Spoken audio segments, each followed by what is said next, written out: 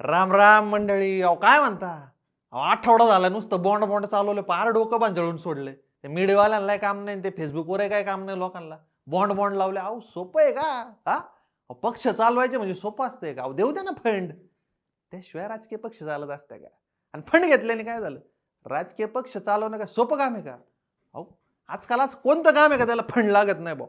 तुम्ही सांगा ना, कोणतं काम आहे त्याला फंड नाही लागत? उद्या आमदार फोडायचे, फंड लागणार. सरकार पाडायची, फंड लागणार ना. इमानं उडवायची आहे, तिकडं आमदाराला हॉटेलात ठेवायचं, अहो घरं फोडायची आहेत, फंड लागणार. असं कोणतंच काम नाही त्याला फंड लागत नाही. तुम्ही समजून घ्या ना जरा. हा तर मोदी शेठ काय म्हणले, त्याच्यासाठी त्यांनी एक कायदा आणला बा. आणि आपल्याकडे कसं आहे, देणारे हायचे आणि घेणारे तर टपूनच बसेल ना. पण कसं आहे, आता देणं घेणं म्हणलं का लोक जरा लाजतात. कसं चार चौघात बरं नाही वाटत. मोदी शेठ म्हणले एवढाच प्रॉब्लेम आहे ना, विषय नाही, आपण कायदा करू. तसं मी आपल्याकडे म्हणलंच ना, उजव्या हाताने दिलेलं डाव्या हाताला बी कळता कामा नाही. आपली संस्कृतीच आहे ती, आहे की नाही? तर बाबा स्वर्गीय अरुण जेटली साहेबांनी त्यावेळेला काय केलं, एक स्कीम आणली, इलेक्ट्रोलर बॉन्ड नावाची स्कीम. इलेक्ट्रोलर बॉन्ड सगळं तुम्हाला व्यवस्थित सांगणार, अजिबात गडबड करू नका, एकदम अभ्यास करून येले मी, लक्ष देऊन आहे का. आता उदाहरण असं आहे आपलं का बाबा, आपली ग्रामपंचायत आहे, गाव आहे, गावच्या तिथे आजूबाजूला कुठेतरी खडी क्रशरवाला एक, त्याला वाटलं का बाबा आपल्या गावचा विकास लय जोरात चाललाय, एक राजकीय पक्ष आहे ते लय छान छान कामं करतात, त्यांची विचारधारा बी लय भारी. पण घोडं कुठं अडतंय का बाबा, त्या पक्षाकडं, ते विचारधारा असलेल्या पक्षाकडे फंड नाही, पैसा नाही, त्याच्यामुळे हे सगळे चांगले कामं अडतात. त्यांनी काय ठरवलं, गावच्या पतसंस्थेत जायचं, तिथं जाऊन त्यानं इलेक्ट्रोलर बॉन्ड घ्यायचं, म्हणजे एक कागद घ्यायचा का बा लाख रुपये आपल्याला त्या पक्षाला द्यायचे. आणि याच्यात अजून एक गंमत, हा जो पक्ष आहे ना तो सरपंचाचा आहे, म्हणजे त्याच पक्षाचा सरपंच आहे गावात. तर पण यांना पैसे द्यायचे म्हणल्यावर मग त्या बॉन्डवरती सपोज लाख रुपये द्यायचे, तर मग लाख रुपये पतसंस्थेला द्यायचे, तो कागद घ्यायचा आणि द्यायचा कोणाकडं, सरपंचाकडं, म्हणजे पक्षाचा जो कोण माणूस आहे त्याच्याकडं. आता त्यांच्याकडे तो कागद आला, तो बॉन्ड आला का ते जाणार परत पतसंस्थेत. पतसंस्थेत जाऊन आपण जसा चेक वटितो ना, तसा तो कागद वाटवणार आणि लाख 2 लाख जे काय कागदावर लिहिले ते पैसे जमा होणार, फंड जमा. आता मंडळी इथपर्यंत समजा ठीक होतं का बा, सरपंचाच्या पक्षाला फंड मिळाला, पैसा आला, पण हे फक्त कोणाला माहिती, म्हणजे प्रॉब्लेम कुठं आला का बा, हे फक्त सरपंच, तो खडी क्रशरवाला आणि पतसंस्था यांनाच माहिती. गावकऱ्यांना पत्ताच नाही ना, गावकऱ्यांना माहितीच नाही का बा सरपंचाच्या पक्षाच्या फंडात, म्हणजे अकाउंटला फंड आला कुठून, कोणी दिला, कधी दिला, का दिला, काय आता पत्ताच नाही लोकांना. गावकरी असेच, फक्त फंड आलाय सरपंचाला एवढंच. आणि वरतून सरपंचानी पतसंस्थेला बी सांगून ठेवलं का बा हे कुठं जाता कामा नये ही माहिती. इथं प्रॉब्लेम आला. आणि ही सगळी जी इलेक्ट्रोलर बॉन्डची स्कीम आहे ना, ही मोदी शेठनी वर लागू केली सगळ्या राजकीय पक्षांना. कोण पैसे देतंय, का देतंय, कधी देतंय, काय आत्यापात्या नाही. तेव्हा मग सुप्रीम कोर्ट मध्ये आलं. आता या मागच्या 2 आठवड्यापासून सुप्रीम कोर्ट मध्ये आलं, आणि ते काय म्हणलं का बा हे चालणार नाही, हिला फुडी चालणार नाही का बा, तुम्हाला पैसे येत्या कुठून, काय काय कोण, हे सगळं मोकळं करून टाका. लोकांना एकदम असं पारदर्शक एकदम सगळं दिसू द्या का बा, कोण कोणाला पैसे देते काय, याचे डायरेक्ट आदेश देऊन टाकले त्यांनी पतसंस्थेला, म्हणजे आपल्या स्टेट बँकेला जे हे बॉन्ड विकायचे. स्टेट बँकेची झाली गंमत. आता हे समजा एवढी सगळी माहिती, हा डेटा लोकांपुढे मांडायचं म्हणजे वरतून सरपंचाने दम देऊन ठेवलं का कोणाला सांगायचं नाही. शेवटी ते सुप्रीम कोर्ट आहे, त्यांचं ऐकावं लागतंय. ते म्हणले हे संविधानाला धरून नाही म्हणले, त्यांचं ऐकावं लागतंय.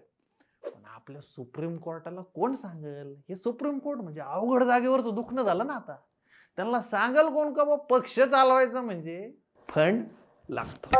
आता फंड लागतो म्हणजे कसं, तर बा तुमच्या आमच्या टकुऱ्यात असं झटकन घुसल, असं एक उदाहरण घेऊ आपण, म्हणजे आपल्या महाराष्ट्राचंच. आपले शहाजीबापू पाटील सुरतला गेले, तिथून थेट विमानाने गुवाहाटी, तिथे एकदम मस्त झाडी डोंगर, हॉटेल बिटेल एकदम चंगळ मस्त. तिथून माझ्या करून करून महाराष्ट्राच्या जनतेची सेवा करायची म्हणून गोव्या मार्गे कुठं आले, मुंबईत. आता ते एकटे होते का, सांगा ना मला, एकटे होते का? नाही, त्यांच्याजवळ अजून 40 असेच सरदार. आता हा सगळा लावाजमा, एवढी सगळी सिस्टीम यंत्रणा एवढी लावायची म्हणजे काय लागणार, फंड लागणार. आता आपल्या सुप्रीम कोर्टाला कसं सांगायचं का बाबा ही सगळी राजकीय पक्षांची कामं काय अशी सगळ्याला चार चौघात सांगून थोडी सगळी कामं होतात. नाही ना. आणि तुम्ही म्हणशाल ज्ञानबा तू बी लय लबाड आहे बरं का, बरोबर तुला जे पाहिजे ते उदाहरणं देतो, पण तसं नाहीये. टकुऱ्यात घुसणं महत्वाचं आहे, कळलं का? आता पुढे जाऊन तुम्ही म्हणशाल का बाबा ज्ञानबा तूच म्हणतो पक्ष चालायचं म्हणजे फंड लागतो, या हातचं त्या हाताला बी कळलं नाही पाहिजे असं बी म्हणतो, वरतून देणारे आहे ती घेणारे आहे ती म्हणतो. मग तुला अडचण काय, प्रॉब्लेम कुठे आहे बा? समज सांगतो मंडळी, समज सांगतो. पण ज्यांनी ज्यांनी रिअल किस्सा आपला जो युट्यूब चॅनल त्याला सबस्क्राईब नसेल केलं त्यांनी हाना बरं सबस्क्राईब, हाना बरं. हाणलं का? आता ऐका. झालं असं, ही जी इलेक्ट्रोलर बॉन्ड स्कीम आहे ना, याच्यातनं एक किरकोळीत एक 12-12.5 कोटी रुपये वेगवेगळ्या पक्षांच्या वेगवेगळ्या पार्ट्यांच्या फंडात जमा झाले. आणि ते कोणी केले? वेगवेगळ्या कंपन्यांनी केले, काही माणसांनी केले.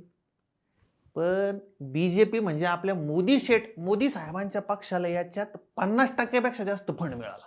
6-6.5 कोटी किरकोळीत मिळाले.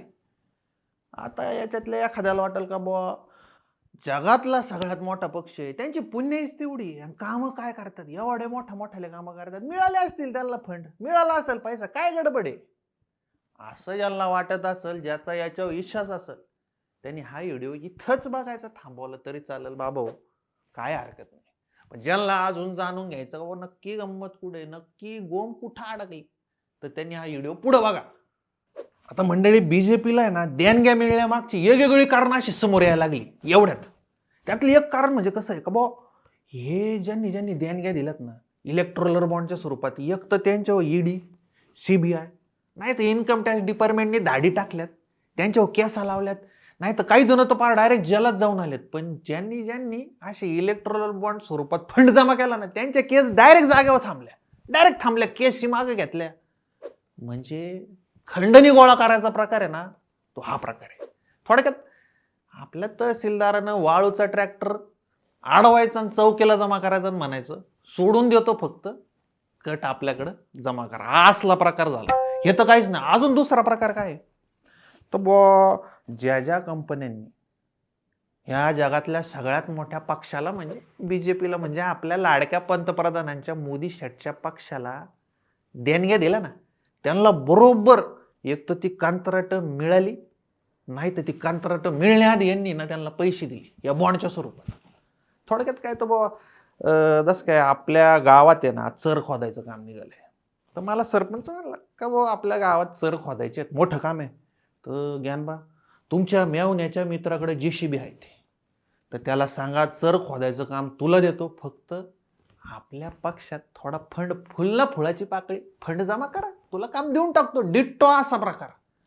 फक्त इथं सरपंचाच्या जागी आपले मोदी शेट आहेत आणि इकडं मित्राच्या जागी अदानी अंबानी आहेत आणि पक्ष बीजेपी.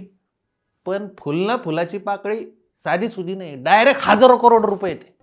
मंडळी अजून एक वाढीवचा किस्सा सांगतो तुम्हाला, तसे लय किस्से आहेत यांचे, पण मध्ये ते तुम्ही ऐकलं असेल, नाही तर वाचलं तर असेलच का ते बोगद्याचं काम चालू होतं ना, आपले कामगार त्याच्यात अडकले, नंतर ते बाहेर आले बऱ्याच दिवसांनी, त्यांना बाहेर काढलं. पण ते बोगद्याचं काम ज्या कंपनीला दिलं होतं ना कंत्राट, मेगा इंडस्ट्रीज, त्यांचे बी पैसे पोचले होते बरं का पक्षाला. पण ते कामगार बाहेर आले, पण त्यांच्यावरती निदान त्या कंपनीवर निदान चौकशी काहीतरी कारवाई व्हायला पाहिजे होती, पण तसं काय ऐकण्यात आलं नाही. त्यामुळं डाल में कुछ काला नाही, अख्खी डाळच काळी. हा, आणि SBI ज्या अर्थी डाळ लपवायचा प्रयत्न करतोय ना, याच्यातच समजा आलं हाय काय नाही काय. मोहब्बत मिलती है मोहब्बत के बदले, यूं ही कोई किसी को इलेक्ट्रोलर बॉन्ड नहीं देता.